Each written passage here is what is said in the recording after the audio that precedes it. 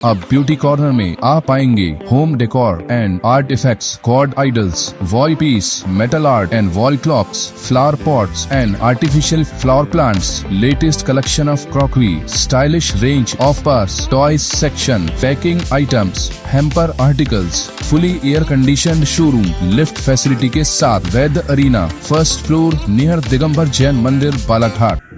महात्मा गांधी नगर पालिका परिषद Balaghat high school का विस्तारीकरण कर पुनर्निर्माण हो रहा है, जिसका संचालन नगर पालिका बालाघाट द्वारा किया जाता है। इसी स्कूल को नवीन स्वरूप देने के साथ ही आय के स्रोत बढ़ाने के दृष्टिकोण से व्यावसायिक शॉपिंग कॉम्प्लेक्स का निर्माण किया जाना है, जिसमें 20 दुकानों के नियमानुसार आरक्षण के लिए नगर पालिका सभा कक्ष में 29 अप्रैल को प्रक्रिया संपन्न हुई। लॉटरी के माध्यम से 5 दुकानों का विभिन्न वर्गों के लिए आरक्षण किया गया, जबकि 15 दुकानें अनारक्षित श्रेणी में आई हैं। नगर पालिका अध्यक्ष ने बताया कि 15 दिनों के भीतर निविदा प्रक्रिया पूर्ण की जाएगी और ऑफसेट प्राइस के तहत आरक्षित वर्ग को निविदा में सम्मिलित होने का अवसर मिलेगा।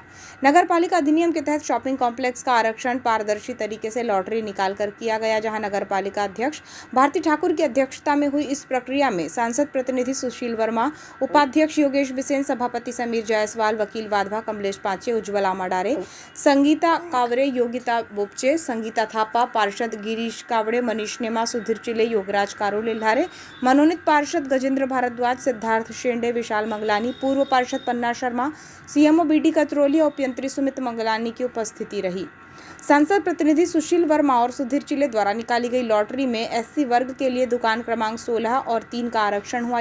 इसी प्रकार सीएमओ ने पर्ची निकाली तो ओबीसी वर्ग के लिए 15 नंबर की शॉप आरक्षित हुई है। वैसे ही पूर्व पार्षद पन्ना शर्मा की पर्ची में एसटी वर्ग दुकान क्रमांक 13 और कमलेश पांचे और योगराज कारोलिल्हारे की चिट में दुकान नंबर 9 विधवा महिला के लिए आरक्षित हुई है। अन्य 15 दुकानें अनारक्षित श्रेणी में आई हैं, जिनमें दुकान नंबर 1, 2, 4, 5, 6, 7, 8, 10, 11, 12, 14, 17, 18, 19 और 20 शामिल हैं।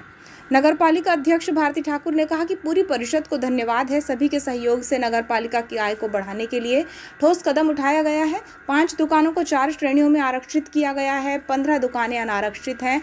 उन्होंने बताया कि 15 दिनों के भीतर ऑनलाइन निविदा के माध्यम से प्रक्रिया पूर्ण होगी, जिसमें दुकानों के आवंटन के लिए आरक्षित और अनारक्षित वर्ग को सम्मिलित होने का अवसर मिलेगा। सबसे पहले तो मैं पूरी परिषद को बहुत बहुत धन्यवाद दूंगी कि सभी के सहयोग से नगर पालिका में राजस्व की आय बढ़ाने के लिए महत्वपूर्ण ठोस कदम उठाया गया, जिसमें 20 दुकानों का निर्माण होने जा रहा है म्यूनसिपल स्कूल के सामने।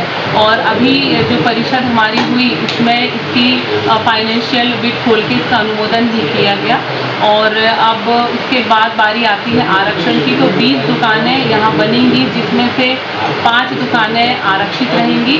इस 5 दुकानों में आरक्षण का क्राइटेरिया रहेगा, पहला तो विधवा महिला, दूसरा ओबीसी, तीसरा एसटी और चौथे 5वें नंबर पे एससी।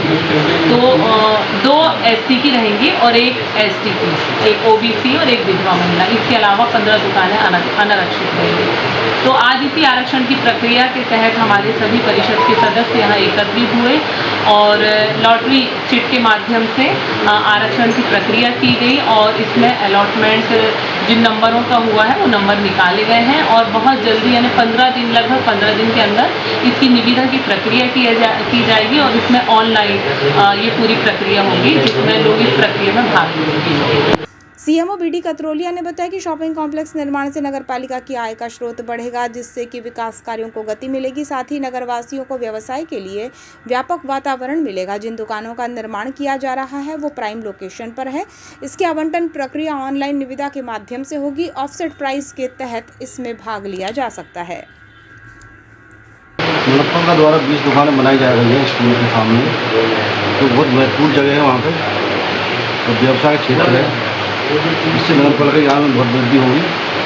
20 दुकानों में 5 दुकानें आरक्षित है, उसमें एससी की 2 दुकानें, 3 नंबर है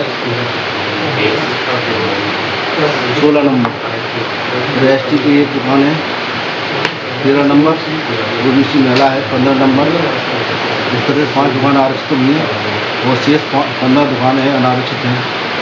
क्योंकि अभी एक आदमी चाहता है शहर में व्यवसाय करना, तो वो इस जगह जो वहाँ पर चिन्हित है स्कूल पहले वहाँ स्कूल था, स्कूल के सामने दुकानें बन रही है, व्यवसाय क्षेत्र है और कम पे 140 फुट की रोड है मेन रोड पर, इसलिए उन दुकानों का व्यवसाय बहुत अच्छा रहेगा। नगर पालिका की इनकम स्रोत स्थायी है, इससे क्षेत्र में विकास होगा।